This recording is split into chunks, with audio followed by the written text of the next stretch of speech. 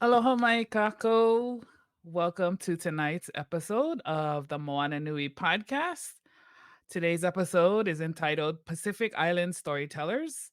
And I'm really excited for tonight's conversation. My name is Moana McAdams, and I'm the founder and host of the Moana Nui podcast.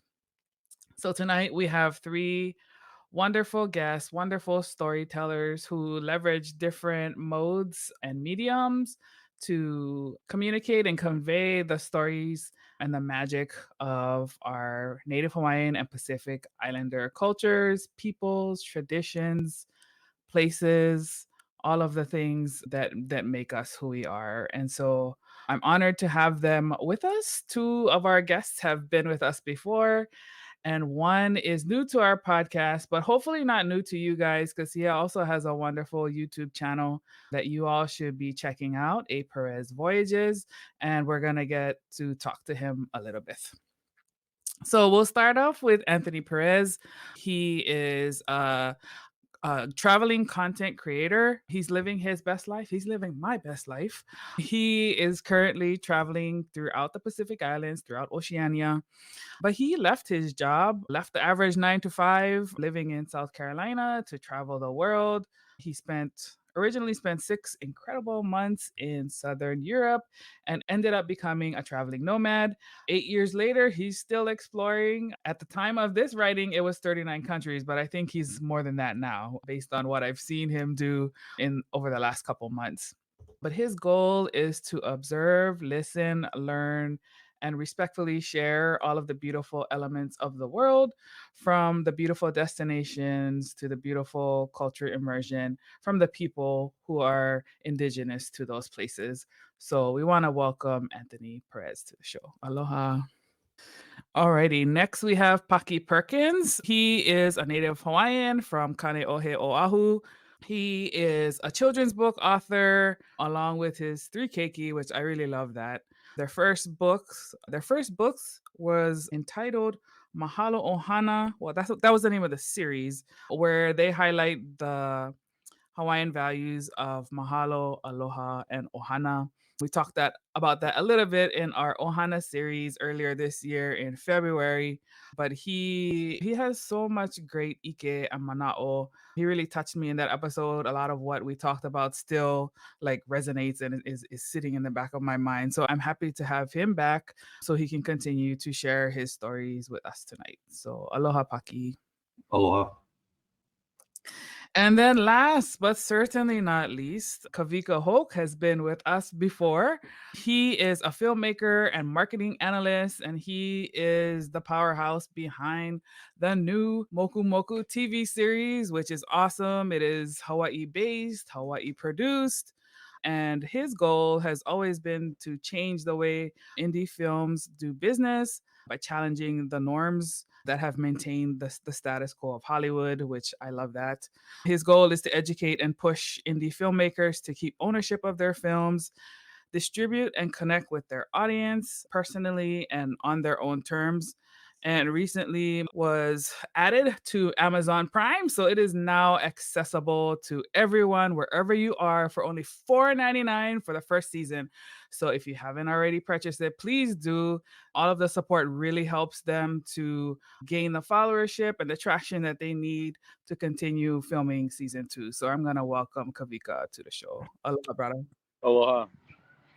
Good to see you. Good to see you. And then one more thing that I forgot to add before I brought you guys on. I want to mahalo Papa Ololokahi for continuing to recognize our community and clearing the way so we can fuel our passions and continue the work. Having their funding has really helped us to focus on the people, the content, and the stories, and not have to worry about how we're going to make it all happen. And so, mahalo nui to Sherry and her team for all of the work they do for the Hawaiian community, but also our Pacific Islander cousins who are also involved in helping to make this work happen too. So, okay, so tonight's episode entitled Pacific Islander Storytellers, which of course I love this because I've always said from the beginning when I first started this podcast, we are a storytelling podcast. And so stories, or mo'olelo as we call them in Hawaii, They're really central to Native Hawaiian and Pacific Islander culture and identity. They connect us to our genealogy, our mo'oku auhau, our place, to one another, to our community, and to the natural and spiritual world that is all around us. And so there are so many different ways to tell stories through hula, oli, chants, music, mele, podcasts, books, art, film, and so much more. And so tonight, our guests are working within the film and literature spaces. And even Paki is also a speaker. So he tells his stories in different platforms, different audiences in the corporate and business community and connects to audiences there. So we want to welcome that. So I think the first question I want to start with is the Pico, right? Like telling us a little bit about your background and how it has influenced your storytelling. I want to start with Anthony because he's the newest person to the podcast and want to give him that honor. So mahalo, Anthony. Once again, mahalo for having me. It's definitely an honor and a blessing to be amongst you guys, Moana, especially on your podcast.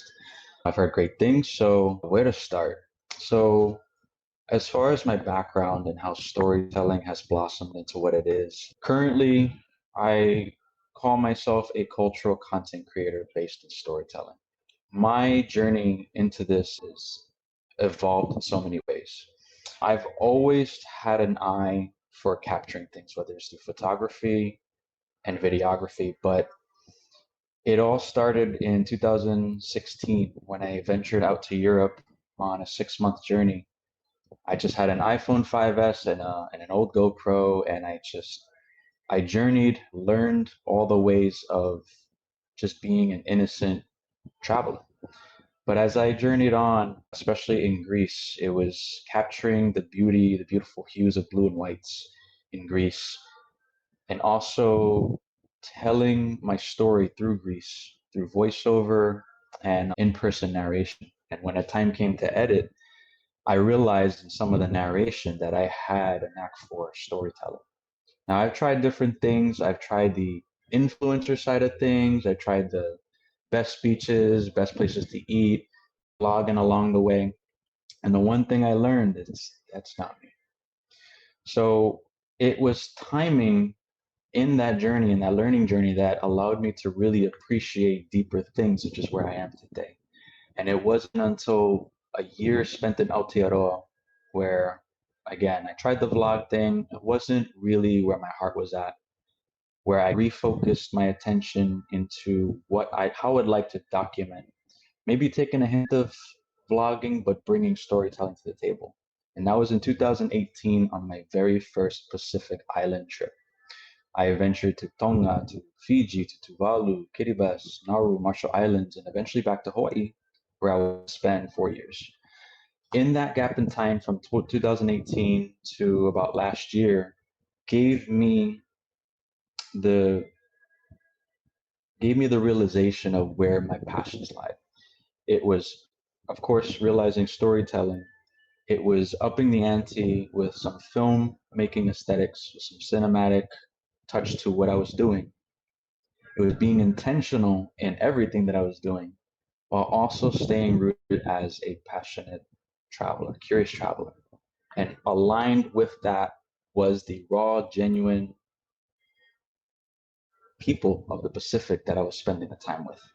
So you have all these different things coming together in this journey, in the spiritual journey in the Pacific that has blossomed into who I am today. Now, granted, I will sprinkle in there my time in Hawaii was a little longer than I anticipated, but all for the great reasons, thanks to the pandemic, where I rooted myself in Hawaii for 4 years, danced hula, and explored all the different elements of Hawaii, which brought the cultural sensitivity, respect, and values as that Kanaka Maoli have into my travels and into my life.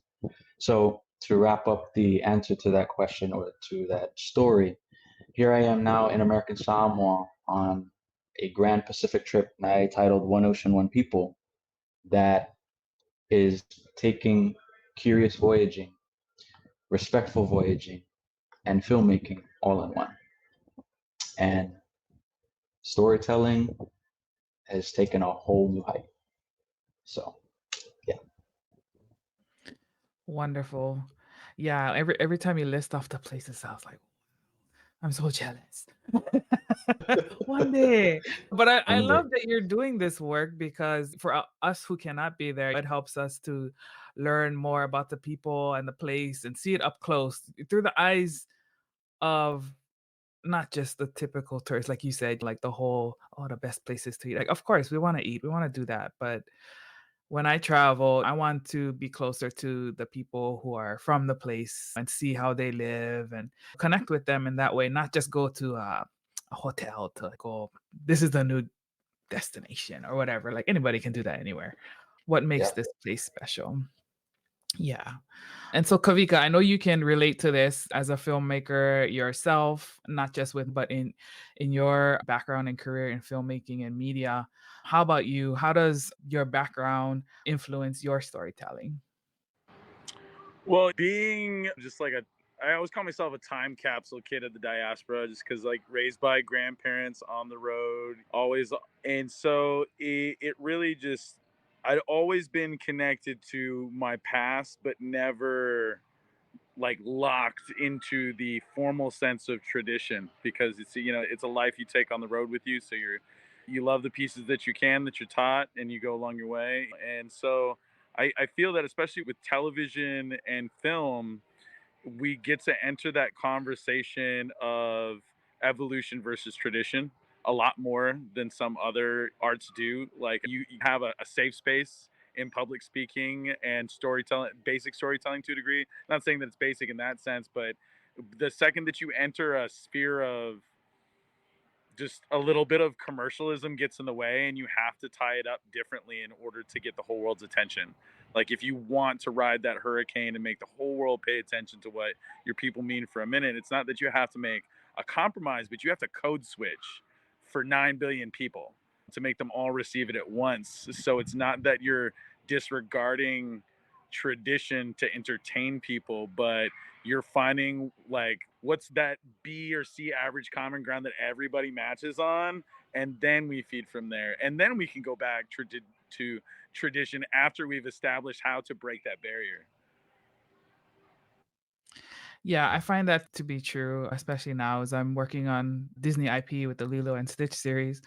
Oh boy, that's a constant challenge because everything I want to do, everything my Na'au is telling me to do is the stuff that they want to take out. I'm like,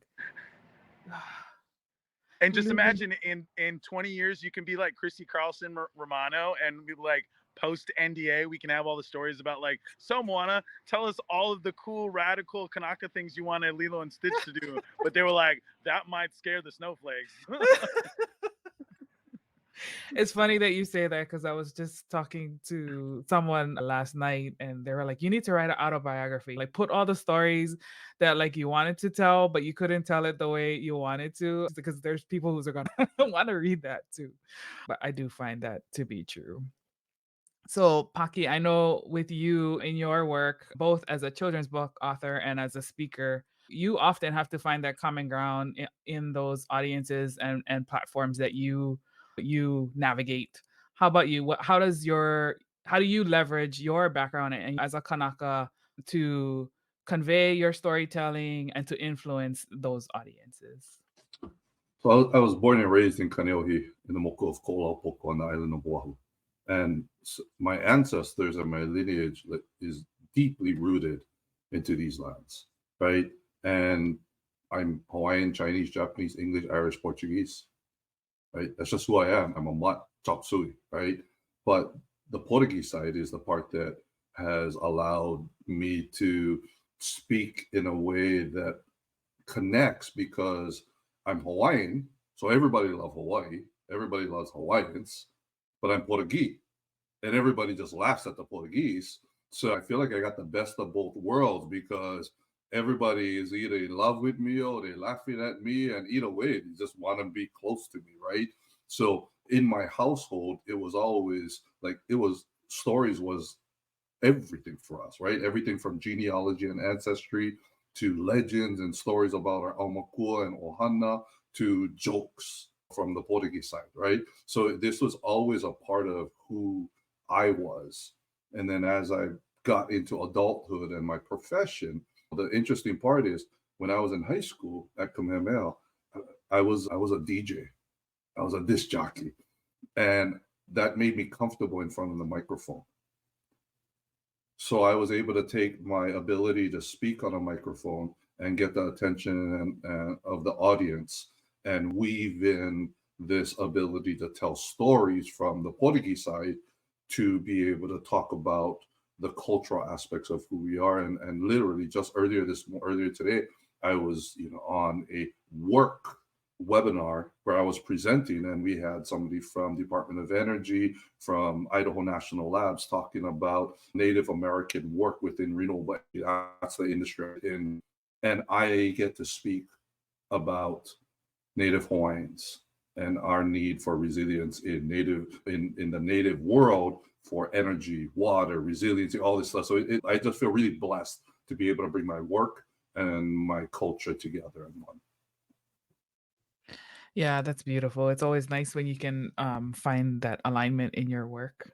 So let's talk a little bit about the creative process. You engage the Pacific Islander community within it, and then how do you weave in the different narratives into your work? Kawika, let's start with you.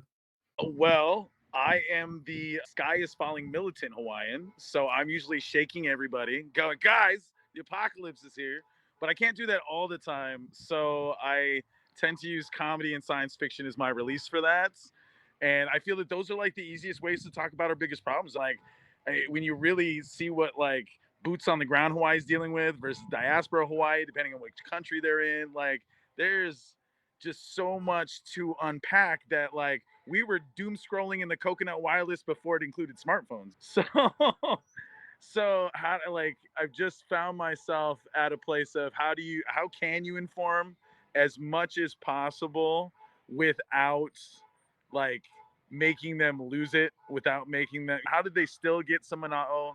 How do they take away something? How do they want to change the world around them or be a better person, even if it's flipping a page in a comic book or watching a silly story on TV or catching us all on a podcast? Wonderful. I definitely appreciate the comedy thing because some topics are so heavy that you have to make it light. Otherwise, it's depressing as hell. Yep, that's why like I thought for the longest time I was gonna be like one of those Spike Lee type of guys, but then I realized like I had to be like also one part Weird Al or no one was gonna take it at all. So like just how can you be the fool and be the wise man without bringing everybody down? So I'm just trying to figure out that fine line between like telling a good story and not being a wet blanket. Yes. I think that's a balance. I would be curious if the rest of you experience that as well, because I know I do. Like I tend to be like the serious one. And then my husband's like, why are you being such a wet blanket? I'm like, but it's a serious issue. They need to know about this. What are your thoughts on this, Anthony? How do you incorporate traditional Pacific Islander themes and narratives into your work? And how do you engage the community in your creative process? I had to reformat the question in my head because it's a long answer. So firstly, for everybody tuning in, for you guys, I am not Pacific Islander. As I tell many people, I am from an island, just not this side of the world. So with that being said, I am not of these places. So I come in with a lot of respect, but I also come in with the baby brain. I come in with a curious mind to learn. And with that being said, it all starts off with the innocence of just simple voyaging. I'm coming into these places with having done computer research, looking on the phone, but it's all really immersing into people, whoever I meet. So the innocence of the journey starts with just that, where I meet people who are knowledgeable in language or people who are knowledgeable in certain ceremonious events of certain protocols here. How I engage is usually revolved around that. And when it comes to the documentation, it's usually implied that I'm documenting along the way, but I've actually set boundaries between the two. And I have to do that for myself because I'm not here as a filmmaker or a content creator. I'm here as a voyager, but along the ways are the tools. And most of the time, from experience and from what people tell me, because I don't make the judgment on my own, I base it on observation. Just about most people are 100% on board with engaging with the creative process on my side because they see that I'm not only passionate to learn, but I'm passionate to learn in a respectful and sustainable way that usually entails telling and sharing narratives directly through the source, and it's the people that I'm with. And that was especially so in Hawaii, where I really saw like I got this Kanaka Maoli. It was their story through my documentary Living Like a Hawaiian. It wasn't me telling anybody's story there. It was me telling the story of my journey through them. It was my journey of what I learned through them, but it wasn't me stepping on anybody's toes and stepping in front of Kanaka. How I see it, whether it's Kanaka, Palauans, Kiribati, Fijians, I'm either standing beside them or behind them when it comes to their story. So, especially because people see the curious nature of what I do and how I voyage, it's also especially so that I'm amplifying their narrative, their stories, in a way that allows them a platform to share. In most cases, like I said, through observation, most people are willing and wanting to. Of course, there are certain things that I know aren't shareable, and those are part of the journey of me learning. Like, all right, tatao, there's a certain process that doesn't go on camera for safety reasons, or certain traditions in Micronesia that are very protected, that are almost barely shared within. So I also come in with that understanding that my documentation doesn't entitle me to things because I'm a document content creator. That's just as much part of the journey. And the last thing I have to say too is that my journey also involves the lens of my own mind. It doesn't always have to be captured, and I think people appreciate that as well. So yeah, I think that hope that answers. Yeah.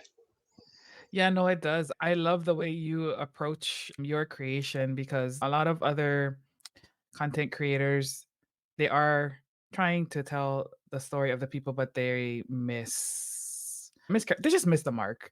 And so I appreciate the way you frame, and it's clear that you take care when you're creating the contents and like the things that you emphasize within it. So I think there are people who come to our places and want to tell stories about it, they could learn a lot from the way that you approach that. And the last thing I have to add, I'm sorry, it's not easy. I know. It's not easy doing the right thing, Hmm. but it's always a blessing. And I look at the footprint that it leaves behind because it's not only sustainable for the people I'm talking about representing, but it's also for people who are looking to do the same. That's where I'm like, I'm not a guide or an influencer, but if I'm influencing, it's other people how to come to American Samoa with respect, or to Hmm. Hawaii. That it's not just Waikiki, it's not just this facade. Hey, there's lo'i, or there's different things about the islands that you don't know about that's there. So, Hmm. yeah. Mahalo. Paki, how about you? How do you incorporate, like you incorporate your keiki, which I love that, like having keiki telling stories from a young age and building that framework into. What are your thoughts on this topic? It's a part of who I am, so it's actually easier and more natural to make it part of the story, right? It's actually, to me, it's more difficult to talk about stuff that I don't know because now I got to research and actually try to understand this stuff, right? But it's easy to talk about growing up in Kaneohe and getting lickings by my mother, that type of stuff. Now I have to translate that into a way that is acceptable to the audience. As far as engaging the community, the Pacific Islander community, right? This is, I really only engage my mom. That's really it, because I make sure that it's pono, that is right, and that I get her permission to share it. After that, I almost, it's not that I don't care about everyone else, but I work hard to make sure that whatever I am going to say is pono, right? And as this mom is able to give me her blessing, then I'm okay with facing whatever consequences come out of it if I did misspeak.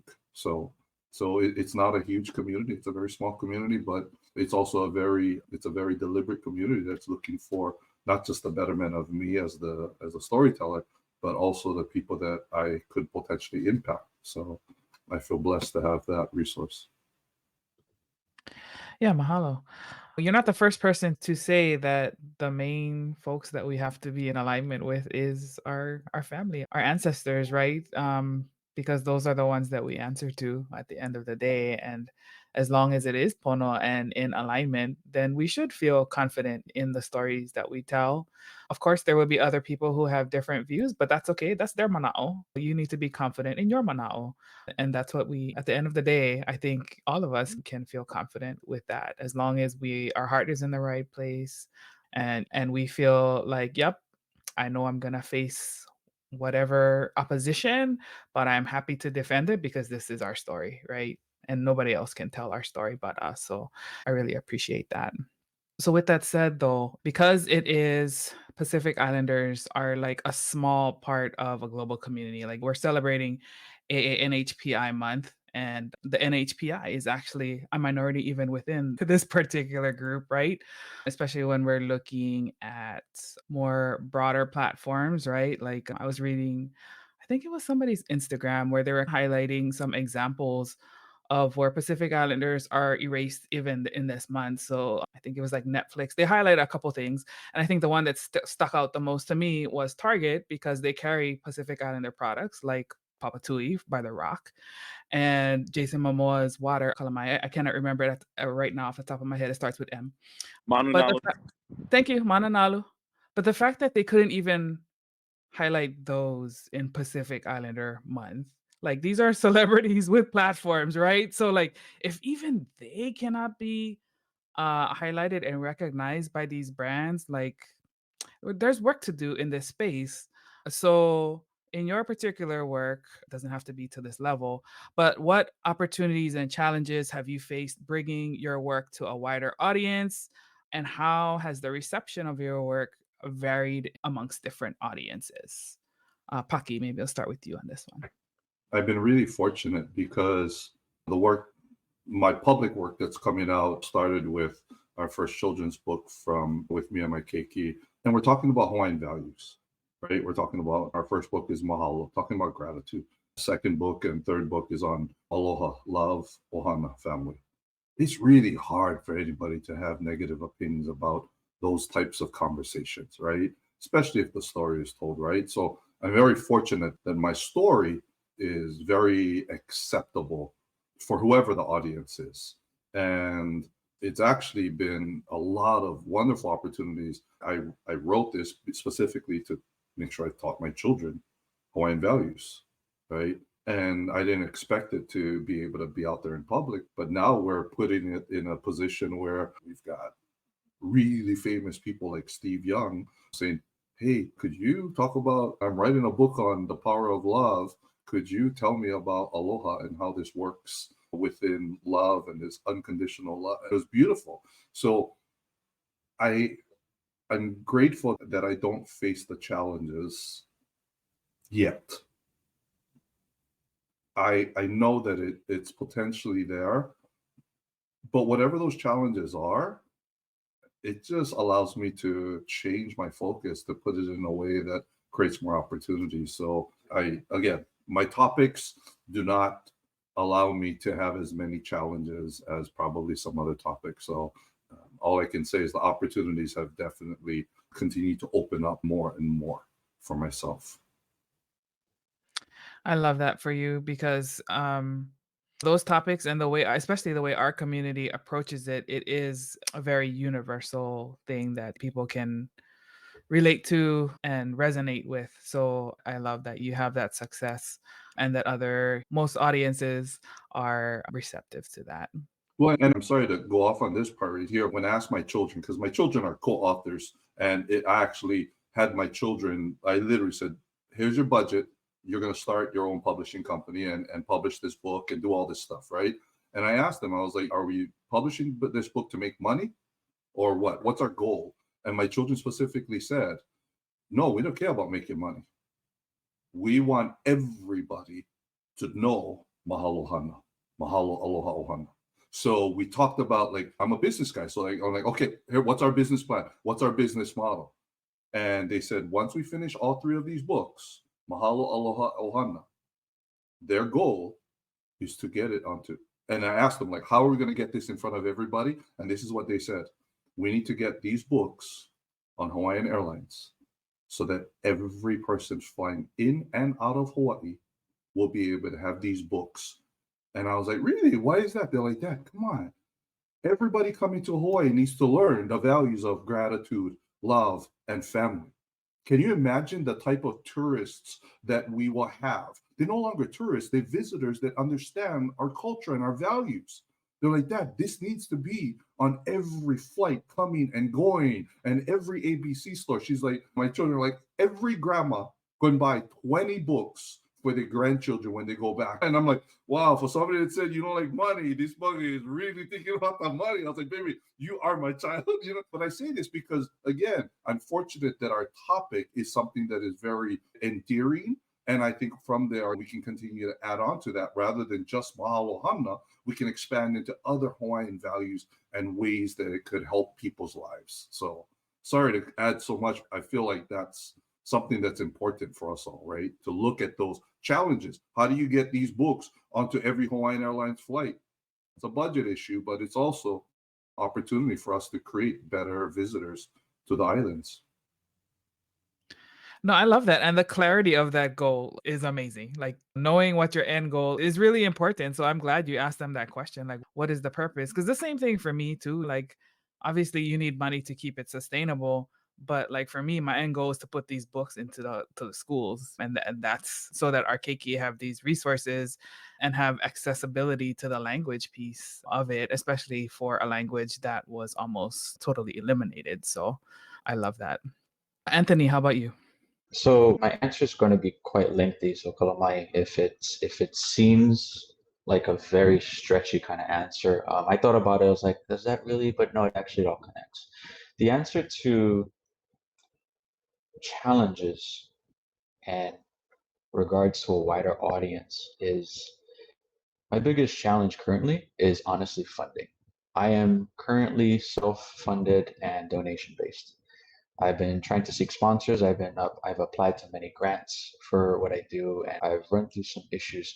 The reason why I mention that is because outside of the grants and the sponsorships is I could probably be thriving if I appealed to a massive audience, but I'm not trying to. And I know that might sound strange because when you're in this kind of line of work as a content creator, you would think that you're like, oh, this is American Samoa, outside world, but I'm really not. And the reason why that matters is because if I was appealing to a wider audience, and when I say wider audience, I'm talking about Americans, Europeans, Africans, people around the world, I feel like that would have, or I wouldn't say feel, I know that would have a massive impact on the innocence and genuine nature, rooted nature of how I step in these places. If I'm coming as a content creator that's appealing to a wide audience, there's a thing I have to do for them. And I'm not really actually doing what I'm doing here, at least in the Pacific, for them. They're invited. And if they're interested in learning about these places, I invite them. Especially as an outsider, they have someone to resonate with. I'm like the bridge. But my audience is the Pacific Island communities I'm with. My Kanaka Maoli project was for Kanaka Maoli. And through the testimonials, Kanaka Maoli had a lot of beautiful things to say because it was for them. And everybody that was not Kanaka, tourists especially, I've seen people who want to go to Hawaii, was an eye-opener. And that was exactly an intention fulfilled.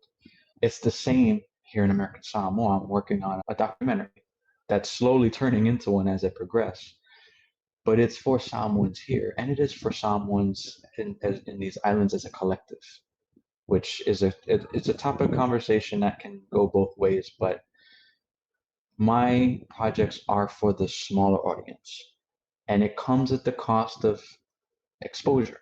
It may come at the cost of certain funding opportunities because it's not reaching certain resources out there, but I'm okay with that. So the challenges I would say is that, but I also don't see them as challenges because it keeps what I do rooted with intention, and it keeps it full of aloha, and it keeps it in the cycle of respect that everybody sees. And when I do put out projects, whether it's shorts or documentaries, it's felt very strong. So, and in the second part of the question, the reception of my work, again, going back to it, it has been felt because it is rooted in passion and is rooted in authenticity, but is also rooted in what's correct in a way that's told to the people that I'm with. So. Mahalo. Yeah, that's wonderful. Kawika, welcome your thoughts on this. I know you have lots of mana'o. Yeah, I'll start in reverse. Reception wise, like folks are happy when they see something that's more of a reflection of themselves, you know. So as we've continued to merge out of the Hollywood format and into our own, like that there's been plenty of support. People really have to detach the idea that Hollywood's attached because production value is where it is. There's been a lot of folks that think that because we're licensed to Amazon, that means that Amazon bought it and they produce it now and we've all become rich, which they don't know what the difference between licensing and so you have to explain that sometimes and they go, oh, okay, I will buy it, Rock, because then I know the money's going to you, not Jeff Bezos. And so that kind of gets in its way when you're just a little too big for your britches, but that's what your job is supposed to be. But I think to the audience growth factor in the conversation is there are millions of us. Polynesians, Asian Americans, Asians at large, people who love Asians, people who love Polynesians, people who wish they were Polynesians. It's hundreds of millions of people. And we forfeit ourselves to the idea that we have these humble audiences that we're supposed to have of just like 4,000, 5,000 people. I've been having this conversation regularly for the past 6 years with Polynesian influencers specifically. And what we've all come to gather is that there's one last part of the equation that people forget about when operating in social media is that it needs geographic reach to spread further than its primary viral sector. So like case in point in Hawaii, at best, you're going to get 3,000 to 6,000 followers because those are all the best social butterflies of the internet in Hawaii that are geographically together, that all talk story and mind and bird together.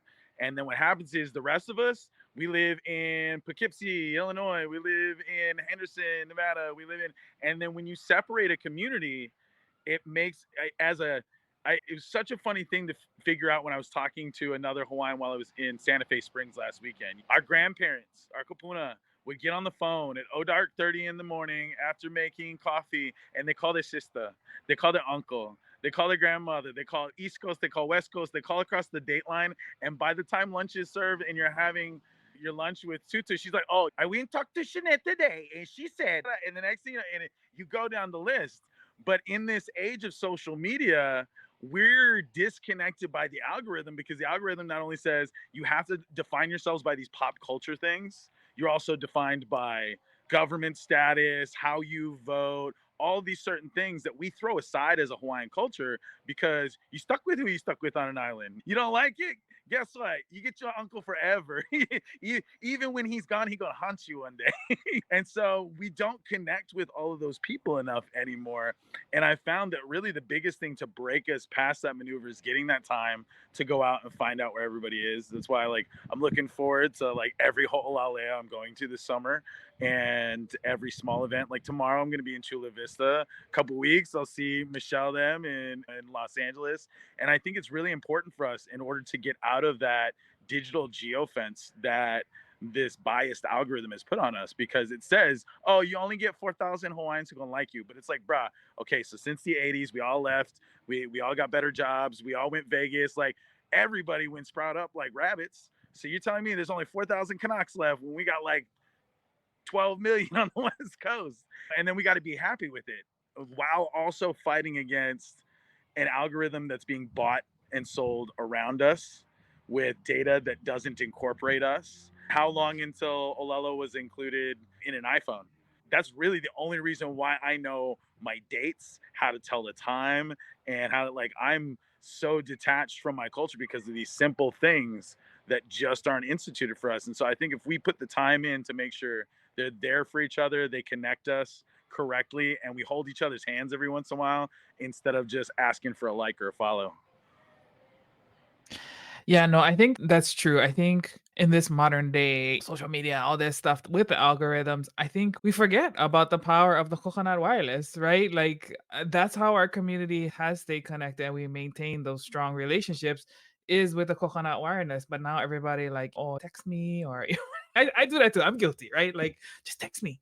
But it is those strong connections, like one on one. Forget the algorithm. Like it's so annoying. I'm like, I got on this platform to connect with my people, and then here comes this algorithm telling me whatever this Yep, ad. it's like you got to post at 5:30 a.m. if you want anybody to read you, and you got to post 6 times a day, and all these things. And it's like, why should I hop through all these hoops when I could just go get malasadas at the LA Holalea and And go 60 see Portuguese, everybody. 20 Canucks, and 30 Usos are all going to be there, and I'll be signing autographs all day. That's what Yeah, we need. for me, it's like oh, you have to choose what's trending. Is like watch me pick my own song, and I'm gonna walk away, and that's exactly what I do. It is so true. I can't remember. So like in our ARGs, right? Like our employee ARG, I'm like, if you want to develop relationship with our community, if you want to connect with our community, genuinely, come to our cultural events. Like you're not gonna find us at a college community fair. You might find a couple of us, but if you want the concentration, you need to come to our cultural events because that's where we are. That's where we unite. That's where we're hanging out, but we can smell when you're being ingenuine. So come with aloha, like everything, just like when you come to Hawaii, come with aloha, come with respect, come to learn and enjoy our culture because we will gladly share it with you if you come in a Pono way. 100%. So, next question. In what ways do we see representation of Pacific Islanders evolving in mainstream media or just in the future? Like, what are your wishes for our community? How can we help one another to learn more about projects, to spotlight them, to raise attention because the algorithms are not our friend? What are some ways and what are some things you would love to see happen in the future? Paki, let's start with you. This one is, I've been fortunate to be a part of so many different media scenarios as a Hawaiian. And I think the representation within the mainstream media really is evolving in several positive ways, right? And some of I think the potential future developments really come with increased visibility, right? To be able to have diverse storylines that's using more complex characters, right? It's not just the white person or the Chinese person, it's the Hawaiian, Chinese, Japanese, English, Irish, Portuguese person, that type of stuff, right? So the complexities of having that diversity, right? Varied genres, right? Growing up, like I had Chokma, who's all around me. So why is it now all of a sudden that we can actually talk about these types of things? Like that was part of all life, right? Having them sit in leading roles, to be able to have the Jason Momoa and Dwayne Johnson's being there, it shows that our people can do that. And then having real authentic representations, right? That's to me, that's also really important because now we're bringing this cultural accuracy, right? I see more and more of these mainstream companies employing our cultural advocates and being able to have cultural consultants. Come on, look at Disney in Hawaii, right? I know the people that was sitting there with Disney and saying, this is what Aulani is going to look like. And they did a good job by bringing that in. So I think as we bring in more indigenous creators and being able to allow us to do, like, let's say what Kawika is doing and take ownership of the narratives, it'll continue to give us more authentic representation, the broader reach. There's so much more opportunities with streaming services to social media to all these digital platforms, right? And then the representation within these various media forms, everything from literature and publishing to film, television, music. Come on, we've been dancing hula in Japan forever, right? That is something that is a true example of how our arts and understanding of our culture can be spread out. But the one that I'm most excited about is educational initiatives, right? That right there is the most important thing for me because I was reached out by one of the biggest names in academia that was saying, AJ, would you be willing to retell the story of Maui? Why? Like, why I gotta retell that story for? But I get it, because the way that the children listen to us today is different than the way it was before. So when I first heard that, I was like, no, why the heck would I do that? Like, I don't want to be the guy that is retelling Maui. And then they're like, no, this is for third graders. And this is blah, blah, blah. And I'm just like, thank you for asking. Right? Forget about all the negativity. Is I got to look at this and say, how can I turn this to an advantage for us? And sure enough, I'm like, we got this. And what that one project for one story for one grade turned into that big company saying, can we work with you on an entire curriculum for blah, blah, and I'm just like, wow. Can you imagine if we now have the ability to teach our keiki as well as keiki from around the world, because we are able to tell stories in a way that connects with them, that's accurate, that's representative of who they are and who they'd like to be. So I respect what Kawika and Anthony are doing, because that's not what I do. But I think it's all blended together, right? I think it's all blended together, and it's important for us to lift each other up. All boats rise with the tide. Yeah, absolutely. That's from the educational perspective. Like that's what my passion is too, because like the keiki is the future. And so we have to think about different ways to relate to them and get them to see the message. And like in your project, the retelling of a story, because every generation receives information differently, whether it's like understanding the culture nuances or like how they're relating to like the peers of that generation and how they tell the story. But it's still very like universal messages. The needs are still there. It's just changing the framework just a little bit. So I love that. Book nerd here.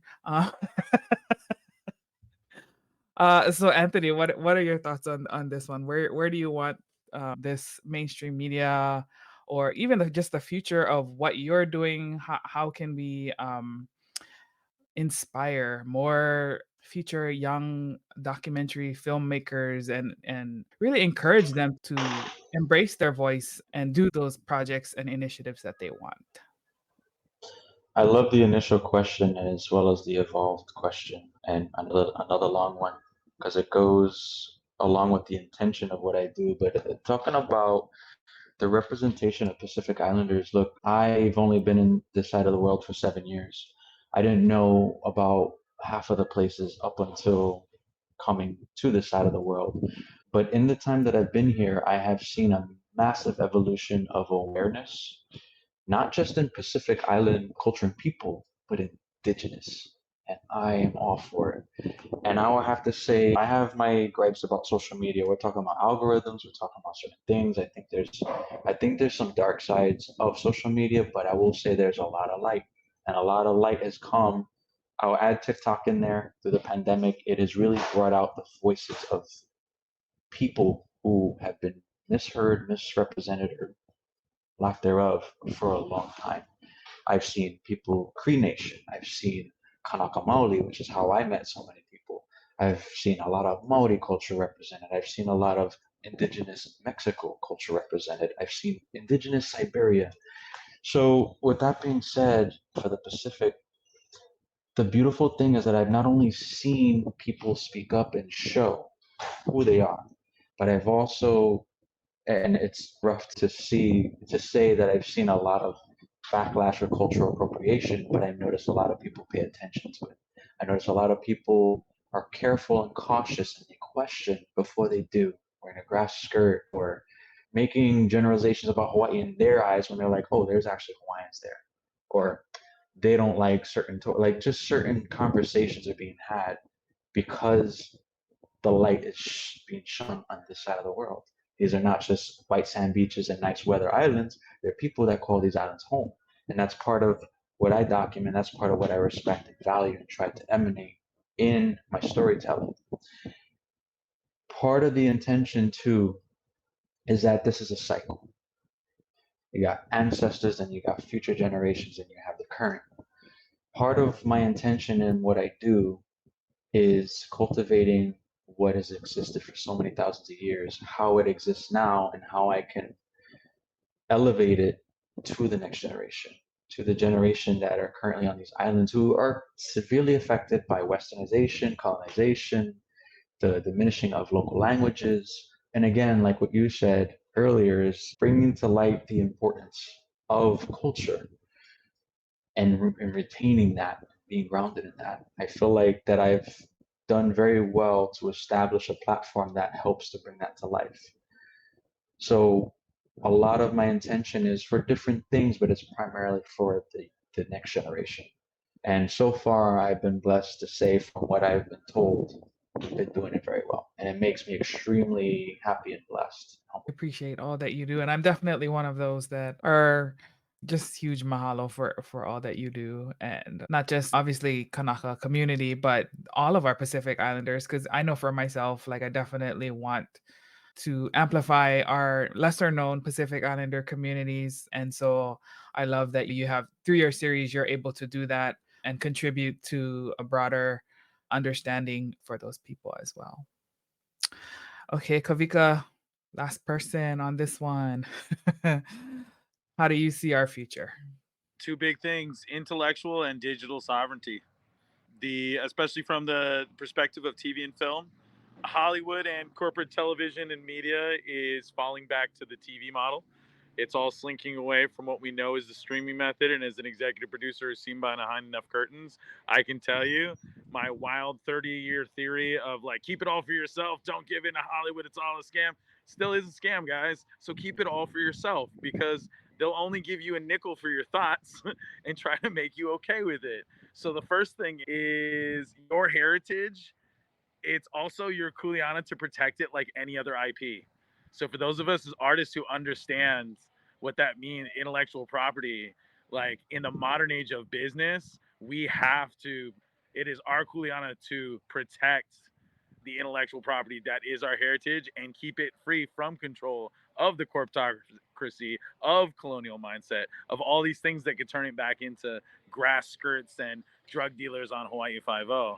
So for me, really, it's how far can we teach our kids to get ahead? How can we build equity for the next generation of creators? How can we bankroll them? So for guys like me that can go find someone who's crazy enough to give us $1 million, how do I fit in another $20,000 so someone else can go shoot a podcast or something alongside it? So that way these other things are happening, and at the behest of people who want to let them autonomously create and tell these stories instead of censoring it.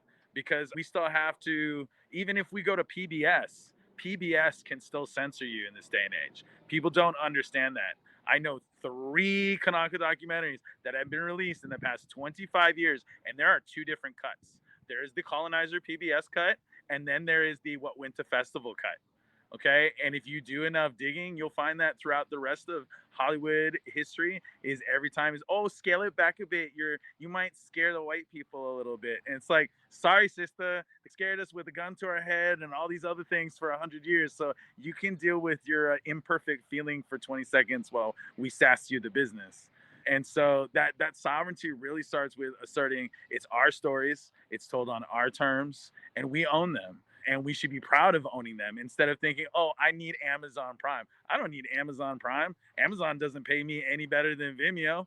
Either way, it's a license deal. So please go buy it off 808 Moku Moku, because all that money goes back to Makawao, like I said earlier. And how do you take care of that, and how do you own that for your own people? One of the big things that I've realized getting deeper into the broadcasting world is how cheap television space is. And I'm talking like you'd never guess how cheap, to the point to where you kids out there in TV land or podcast land, listening, watching, twitching, whatever, go out and find out how cheap it is to own an hour of television in your neighborhood and start buying it and putting your YouTube show on there, because then the Hollies will take you seriously because they see you on TV, and that's all they need. And that's why I'm buying out 6 hours of syndicated space on Channel 6 this fall and next year with season 2. Because in that way, investors will see it. And then we own space that they don't want. They selling it away for dirt cheap. So go get it and hold on to it for forever. Because, and just have tons of Kanaka babies and just keep handing off that IP down the line and those time slots and those books and that mana'o. Oh my god, I love that. Kavika just dropped game. I gotta talk story after this. Uh, I love it. I love it. And yeah, that's a lot to think about, especially when we talk about generational wealth, which is often, lacking. We just need to change the way that we think about it. And that is okay. Like it's about providing for our next generation. And in fact, like getting ourselves in the place where we do have wealth so we can go back home and be where we're supposed to be in the first place, right? Like thinking about those things. For some of us, we may be on the continent and we have our purpose here, right? Like it's just a different platform, different types of opportunities, but as long as we are keeping our community at the forefront and the focus of our efforts and the betterment of that, I think it doesn't really matter where we are, because I can't remember who said it, but I can't remember if it was a guest or just a friend that I know. They essentially said, like, if you want to go to Hawaii, do you know Hawaiian? Yeah, then you went to Hawaii because Hawaii goes with us, right? Like we Hawaiians are what make Hawaii. If you displace us, right? Like it's gonna be Hawaii in name, but it's not really gonna be Hawaii, right? And so I just want to remind us of that, and regardless of where we are, that our community is our focus, and continuing to help each other find ways for us to navigate and survive and thrive. Not just survive now, thrive in these spaces. And like you said, Kavika, it all goes back to sovereignty, right? So sovereignty in so many different facets of our life. So, with that said, it looks like we hit our hour. Before we end our broadcast tonight, please let's go around and let people know where they can find you so that we can get folks to know more about your work and support what you are doing. Anthony, we'll start with you. Yeah, so mahalo nui, Moana. First and foremost, thank you for everybody tuning in. It's live or post. My YouTube, TikTok, Instagram name is A Perez Voyages. I also would like to put out, since I said earlier, currently self-funded and donation-based. Anybody willing to help fund and support my documentation efforts through One Ocean One People can find my GoFundMe link within my Instagram as well as TikTok. Any support, all funds go a long way, whether it's to help find translators, to help fund a trip to an outer island, everything helps. I mahalo everybody for their support. Yes, definitely go check out Anthony's page. I promise you, you will not be disappointed. Take it from me. I love this thing. So please help him out. Kavika. Thank you. If you want to contact me directly or follow me at Kawika Hoke on wherever you get on social media, I will gladly walk you through on how to take down the establishment every day. Check out, but now streaming on Amazon Prime. But if you'd like to subvert the establishment and Jeff Bezos, you can go straight to 808mokumoku.com. You find it on Vimeo OTT and put in the code FREE99 and watch all 6 episodes for free right now. So just giving it away. All that Hawaiian love, just giving it away. That's aloha right there. Do the free 99, but also yep. Mahalo nui. And then last but not least, Paki, where can everybody find you and your work?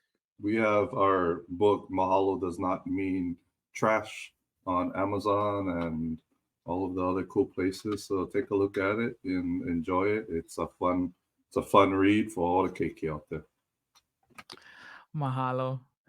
So with that said, thank you all of you for joining us tonight. Another wonderful conversation that we could go on and on, but I have to be respectful of everybody's time. To our viewers who joined us, thank you guys so much. Please like, share, and subscribe to Moana Nui Podcast on YouTube.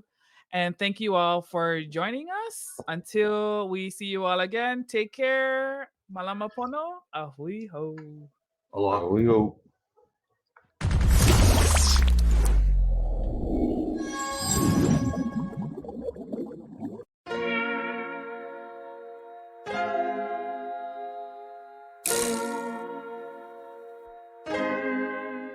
So many stories left to tell, even if we have to ourselves. Can't keep history on the shelf. If we won't tell it, we will. If this the land of the free, it was a freedom then. When they annexed Hawaii and called it Cedar Lands, without any type of payment and no signing off. Called themselves the Republic in 1894. 1.2 million acres overtaken from the native Hawaiians. When they resisted, the West retaliated in violence and erasure. The Hawaiian language is banned as part of colonialism's plan to expand, yeah. Stuck between a rock and a hard place. Multiple bombings of Kaho'olawe as a part of their ongoing war with Asia. Used it as a place for target practice. No consent or compensation. Colonizers call for annexation. The work of all the locals. School will never let you know. So many stories left to tell, even if we have to ourselves. Can't keep history on the shelf. If we won't tell it, we will. Too many stories left to tell, even if we have to ourselves. Can't keep history on the shelf. If we won't tell it, we will. We will. So if you put Hawaii in a perspective, well, Black and Asian history is interconnected. Considering the fight with the Pacific, then of course, versus Asia, they was treated as a middleman for war, but didn't let the Western colorism run its course, cause dark skin was a sign of dignity to core. The land was taken in the name of capitalism, when prior to it was an actual kingdom, clapped back at the system. Stuck between a rock and a hard place. Multiple bombings of Kaho'olawe as a part of their ongoing war with Asia. Used it as a place for target practice. No consent or compensation. Colonizers call for annexation. The work of all the locals. School will never let you know. So many stories left to tell, even if we have to ourselves. Can't keep history on the shelf. If we won't tell it, we will. Too many stories left to tell, even if we have to ourselves. Can't keep history on the shelf. If we won't tell it, we will. So many stories left to tell, even if we have to ourselves. Can't keep history on the shelf. If we won't tell it, we will. Too many stories left to tell, even if we have to ourselves. Can't keep history on the shelf. If we won't tell it, we will.